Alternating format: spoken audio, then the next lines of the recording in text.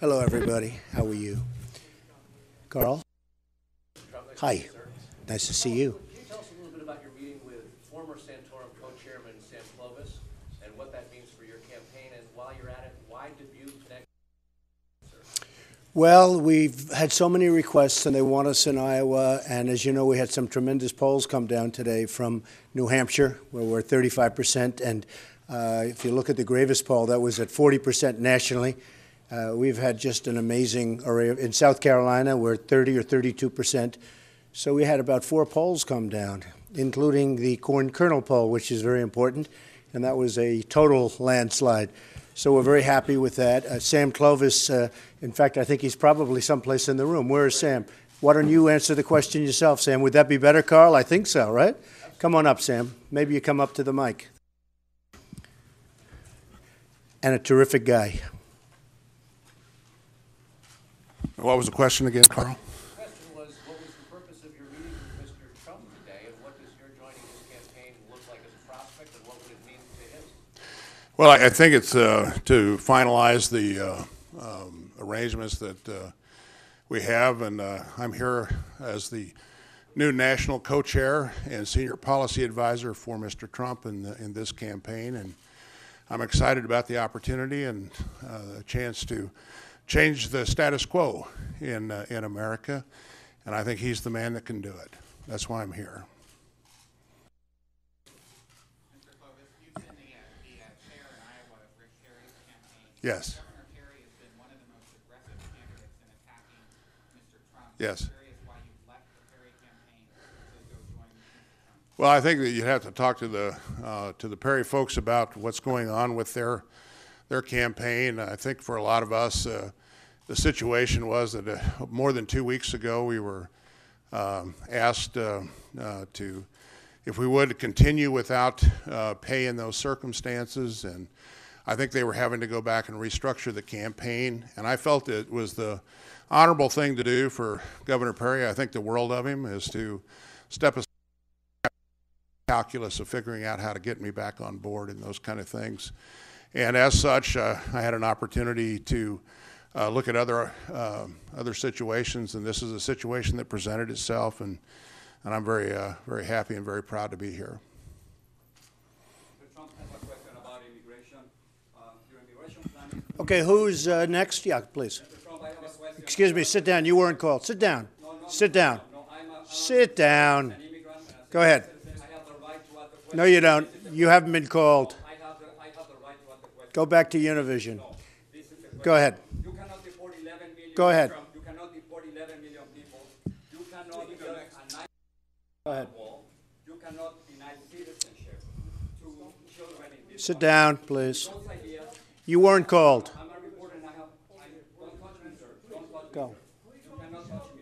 I have the right to ask a question. I have the right to ask a question. Yes, go ahead. Thank you, Mr. Trump. Chip Davis, CBS. Hi, Chip. Yes. Roger Ailes says you need to apologize to Megyn Kelly. Will you do that? No, I wouldn't do that. She actually should be apologizing to me, but I would not do that, no. Why does she need to apologize to you? Because I thought her questioning and her attitude was totally inappropriate. So it just, well, if you look, all you have to do is look on the internet today and you'll see who people favor in that one. But I wouldn't, it's a very small element in my life, Megyn Kelly. I don't care about Megyn Kelly, but no, I would not apologize. She should probably apologize to me, but I just don't care. Yes, Katie, go ahead. You're going to South Carolina on Thursday. South Yes. Carolina, Virginia, and North Carolina are all thinking about mandating a pledge to have the nominee on the ballot support the eventual nominee. Right. Will you sign that pledge? Well, I just heard about it today, and we're looking at it. We certainly have plenty of time because that doesn't come due for a long period of time. But we certainly have September 30th. Yeah, we certainly have a long period of time to think about it, so we're thinking about it. And look, and I say it to everybody, we're leading every poll. We're leading every state, from Iowa to New Hampshire to South Carolina to North Carolina. Polls have come in from virtually every place, and we're leading every place. We're doing incredibly nationally. The one poll came out today at 40%. It was over 40%. So my whole desire is just fairness, and I want to run as the Republican nominee. I want to win. I think we will win. We have tremendous spirit in this party. I've been contacted by so many people that haven't voted for years. They haven't voted for years. They love the Republican Party, but they haven't wanted to vote. And they're going to be out there and they're energized. We're going so I don't think it's going to matter because I think I'm going to get the nomination, and I think we're going to go on to win, and we're going to make America great again. So that's all that matters to me. Well, I didn't say that, but I will certainly consider it, and we have a lot of time to worry about it. Mr. Trump, Yes. You're running for president, and one of our country's top journalists, the main anchor of Univision, was just escorted out of your news conference. Do you think you handled that situation correctly? I don't know. I mean, I don't know really much about him. I don't believe I've ever met him, except he started screaming, and I didn't escort him out. You'll have to talk to security, whoever security has escorted him out. But certainly he was not chosen. I chose you. I chose other people to answer. I mean, you're asking me questions. He just stands up and starts screaming. So, you know, maybe he's at fault also. But I don't consider that. I mean, I don't even know where he is. I don't mind if he comes back, frankly. Yes. You recently appeared at an event for a super PAC supporting you. You're holding your own campaign fundraiser later this week. You said you won't take campaign donations. You fund your own campaign. Is this a sign? No, I'm not. I've done some meet and greets, but I don't care if anybody, you know, we have a small group where people, I guess it's over here, where people can send in. One woman sent in $7 and 30 some odd cents and wrote a beautiful letter, and people are sending in $10 and $20. And I like that kind. It's not a lot of money ultimately, but I'm not doing anything about raising money. I don't care about raising money. I mean, part of my thing is that, frankly, I'm not controlled by anybody. These other people are raising hundreds of millions of dollars. I could do that very easily. I don't want to do that. It's not necessary for me to do that. Up in New Hampshire is just a very small ticket item. And by the way, they can come in free. They can do whatever they want. And for me, it's just a meet and greet. It's going to take place in New Hampshire and I think in Massachusetts. And it's just a very small situation. And I don't consider it a fundraiser. In fact, people don't have to even pay.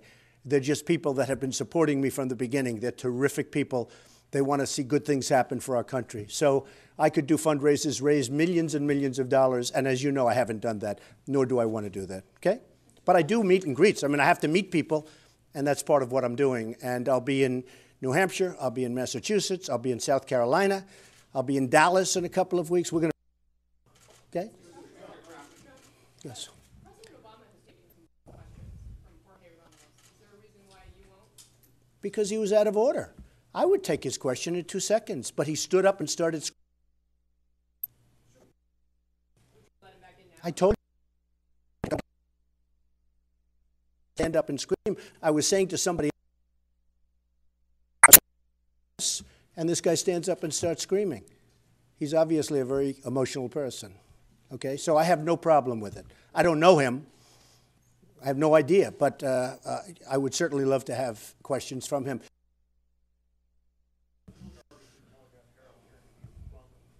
Wanted to ask you, Secretary Clinton was here 2 weeks ago, introduced her college affordability plan, say to supporters of yours, her college affordability plan. Yes. Curious what you would say. We're coming out with a plan in about 4 weeks, and I think it's going to make people very, very happy.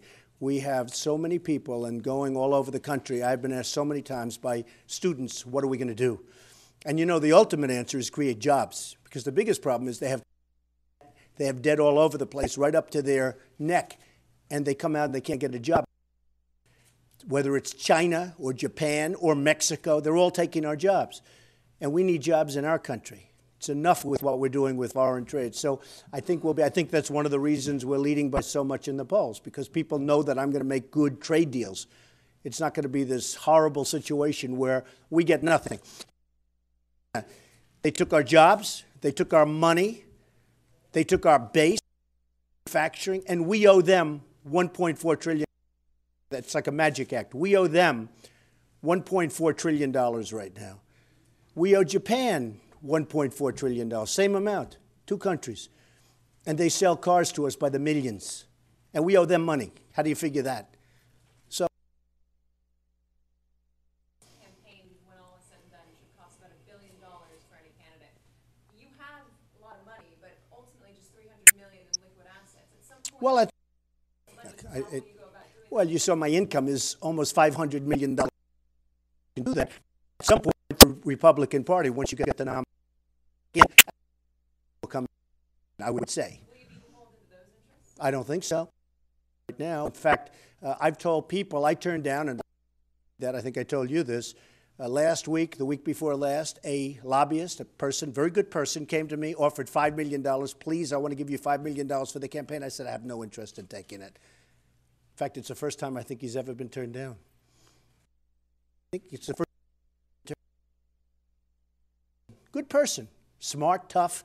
He'll be coming to me, and he'll be saying in 2 years, in 1 year, in 4 years, he'll be representing a country, maybe a company, or maybe a person. I'm not doing anything for him. So I said, I don't want to embarrass you by taking your money and then saying I'm not going to see you. I'm working for one thing, for the people. The country is great. And they're rich. But we're a poor nation. We owe now $19 trillion. It's actually much more than that. But it's $19 trillion. We're going to get things back in shape. Great, and you're going to be so proud of it. So when he offered $5 million, I know that he's going to be coming, and it's going to be at of the people of this country. Bush and immigration. Yesterday he says that your immigration is unrealistic, that it costs too much money, that it's not conservative, and he suggested you read about immigration policy. And I'm curious what you have. I watched him, by the way, and he had a very small crowd. He had very little enthusiasm. He's a very low-energy person. You need a lot of energy to get this country turned around, including immigration. And the word immigration and illegal immigration, you wouldn't even be asking this question if it weren't for me. Because when I came out and when I announced, I'm the one that started this whole thing. And I took a lot of flack the first 2 weeks, and now all of a sudden everyone's apologizing to me. I mean, people in this room are apologizing to me because I brought something up that's very, very serious. I brought up the crime. I brought up all of the things that have happened since, including Kate, who's this wonderful person from San Francisco with an incredible family who I got to know a little bit, and Jamil, who was gunned down by an illegal immigrant, and so many others. The other day in California, a 66-year-old veteran, 66-year-old veteran was raped, sodomized, beaten, and killed by an illegal immigrant. And that's a few of the many. It's a big problem. So you ask the question, Jeb Bush doesn't have a clue, doesn't even have a clue. And if I weren't in this campaign, Jeb Bush would not be talking about illegal immigration. If you remember, he said they come as an act of love. Tell that to the families.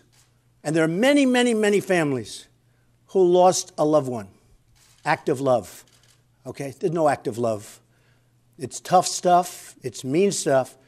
And it's going to be taken care of. You know, a lot of the gangs that you see in Baltimore and in St. Louis and Ferguson and Chicago, do you know they're illegal immigrants?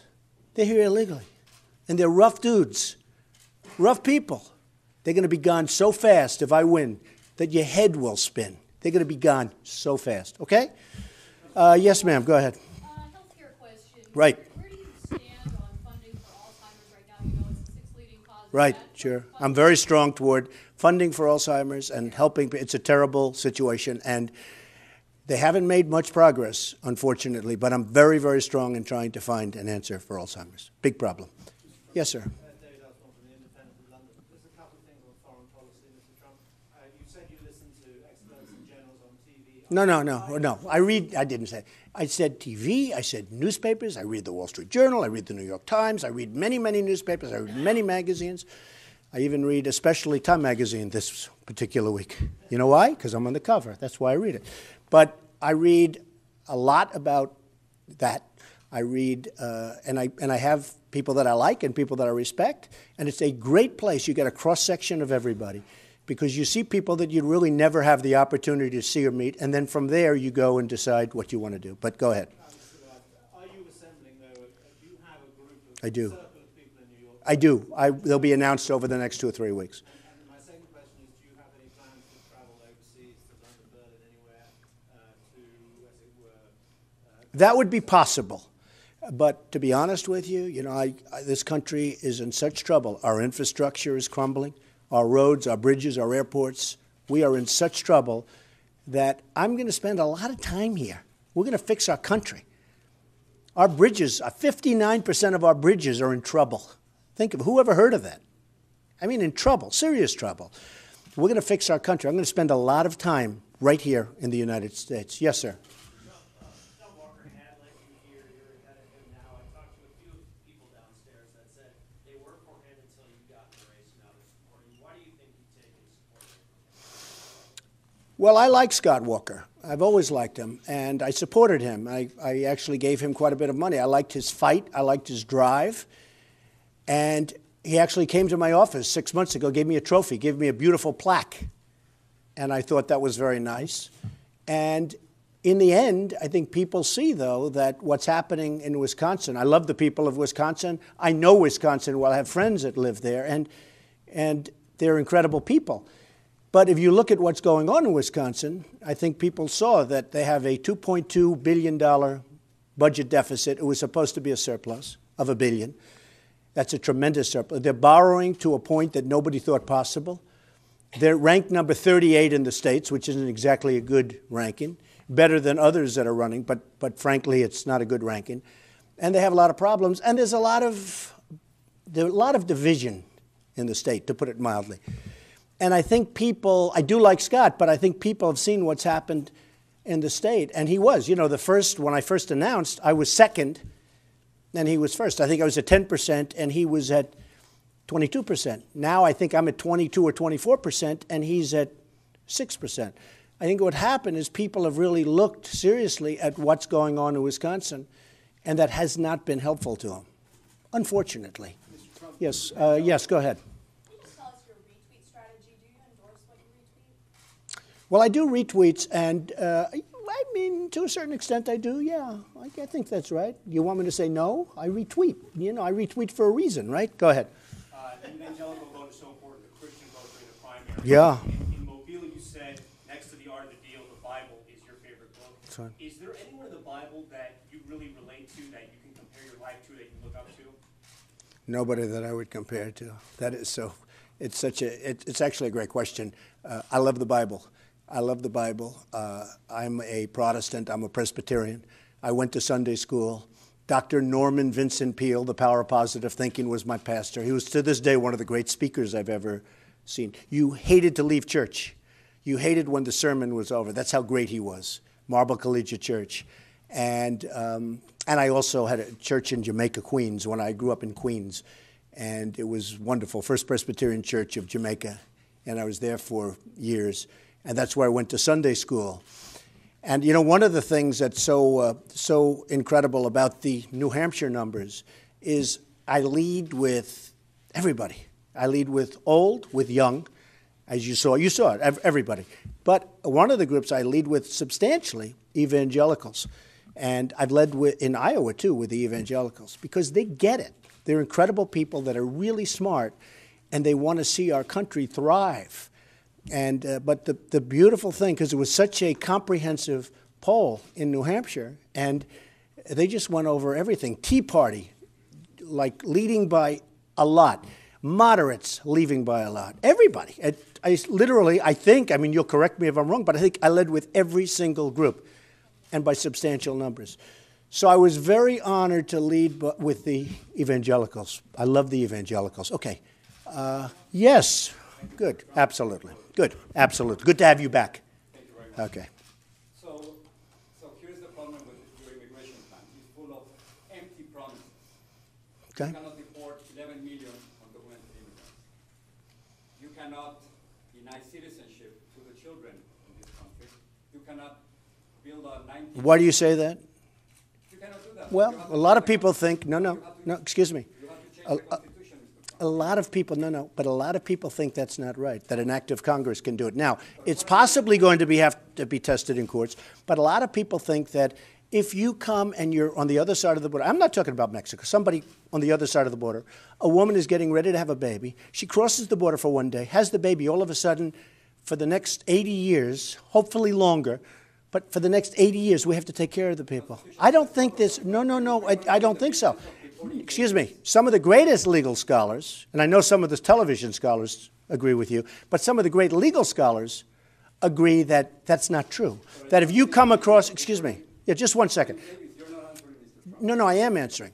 If you come across for one day, and you have a baby, now the baby is going to be an American citizen. There are great legal scholars, the top, that say that's absolutely wrong. It's going to be tested. Anyway, Okay? so the question is, how are you going to build a 1,900 miles wall? Very easy. I'm a builder. That's easy. I build buildings that are 94. Can I tell you what's more complicated? What's more complicated is building a building that's 95 stories tall. But it's Okay? completely unnecessary, it's a waste of time and money. You think so, really? Well, I don't think so. A lot of people don't think so. Almost 40% of immigrants come by plane. They simply overstay their visa, so you would be I don't believe that. time and money. Okay, you're right. I don't believe it. And the drugs come, I see them cry. They have pictures, they have everything crawling over the fences, which are, by the way, this high. I mean, you have fences that are not as tall as I am. Well, they're coming by plane, so Oh, they're coming by many different ways. But the primary way they're coming is being right through, right past our border patrols, who, by the way, are tremendous people. And they can do the job, but they're told not to. how are you going to deport 11 million undocumented immigrants by Here's what we're going to do. Ready? Okay. Are you going to bring the army? No. Let me tell you. We're going to do it in a very humane fashion. Believe me. I have a bigger heart than you do. We're going to do it in a very humane fashion. The one thing we're going to do. Human rights violations will be all over the place. One question, is there one question you want to ask? We're going to move on because Mr. Trump has a Okay? question. The one thing we're going to start with immediately are the gangs and the real bad ones. And you do agree there are some bad ones. Do you agree with that, or do you think everyone's just perfect? No. I'd ask you a question. Do you agree with that? We have tremendous crime. We have tremendous problems. I can't deal with this. Listen, we have tremendous crime. We have some very bad ones. And I think you would agree with that, right? Okay, there are a lot of bad ones, real bad ones, because, they looked at some of the gangs, they looked at some of the gangs in Baltimore. They looked at some of the gangs in Chicago. They looked even in Ferguson. They got some rough, illegal immigrants in those gangs. They're getting out. Do you mind if I send them out? Now, if they come from Mexico, do you mind if I send them back to Mexico? No, do you mind if I send them back to Mexico? Okay, those people are out. They're going to be out so fast your head will spin, all right? The rest we're going to do, remember, you used the word illegal immigrant. Okay, well, you should use it, because that's what the definition is. No human being is illegal, Mr. Okay, well, when they cross the border, from a legal standpoint, they're illegal immigrant when they don't have their papers. And I want to make it possible, and I think you'll like this. This is the part you're going to like. I want these people, the good people, I want them to come back. And I want them to get documentation and so they become legal. It's going to be, you know what it's called? Management. See, you're not used to good management because you're always talking about government. Just imagine. Let me just tell you, wait. Government is incompetent. Guys like Bush and some others that I won't name, they're incompetent people. They don't have it. I agree they can't do it, but I'm a great manager. I know how to manage things. I hire unbelievable people. When I look at the vets, when I look at the VA, we spend billions of dollars and people are treated horribly, horribly. That'll work great. What we're doing here will work great. And we want to get good people back in. And also, let me just tell you, Because you're not giving a specific. I've given you specifics. Great management, and they're going to hopefully come back in very soon. Okay, another question? No, wait. Yes, go ahead. Yes, sir. Is there any specific change in the law you would make to limit the influence of money in politics? Money in politics? Well, I think there should be, frankly, more transparency. Because I see a guy like Jeb Bush with $114 million, which is now higher, and nobody even knows who put the money in. And they all control him like a little puppet. Okay? I know half of the people. I mean, I don't know who they are because I can't find it out, but as soon as I do, I will know most of them. They're friends of mine. I used to be there. I used to be the king at that, okay? I know the system better than anybody.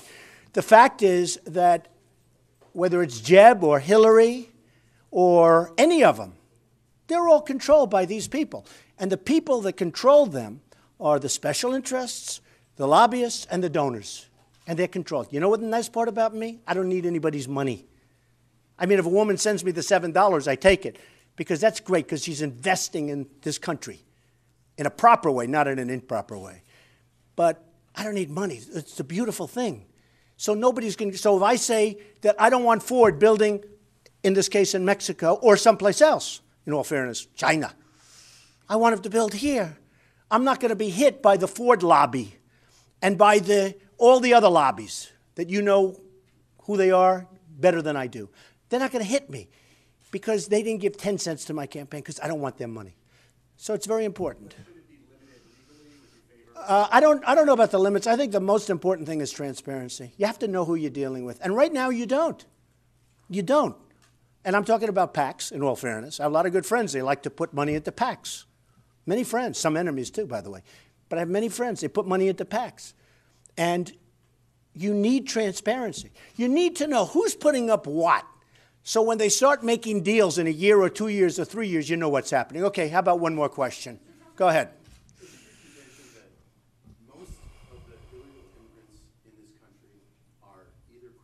No, not at all. I never said that.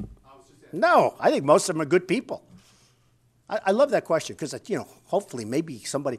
No, I think most of them are very good people. But they are here illegally. And we're a country of laws, and we're a country of borders. We have to have a border. And we'll have a border. And we'll have a wall. And the wall's going to have a big, beautiful door where people can come in legally, and also where we can bring talented people. We need that in the Silicon Valley. When somebody goes to Harvard, Yale, Princeton, the Wharton School of Finance, we send them out as soon as they graduate. They can't stay here. It's ridiculous. They want to be here. So then they go to their country, wherever it may be, whether it's Asia, Mexico, wherever it may be, and they compete against us. I don't want that. All right, how about one more then? Yes, ma'am. Go ahead. In where? In Wisconsin. Yeah.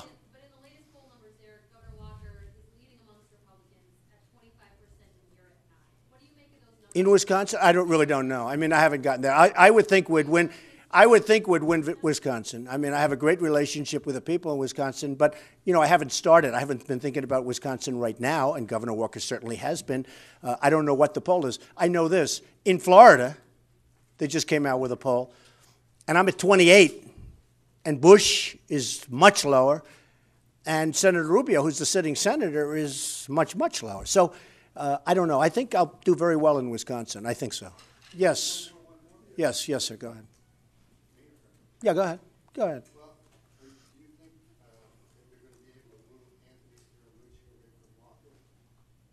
Well, he came up. He wants to support my campaign.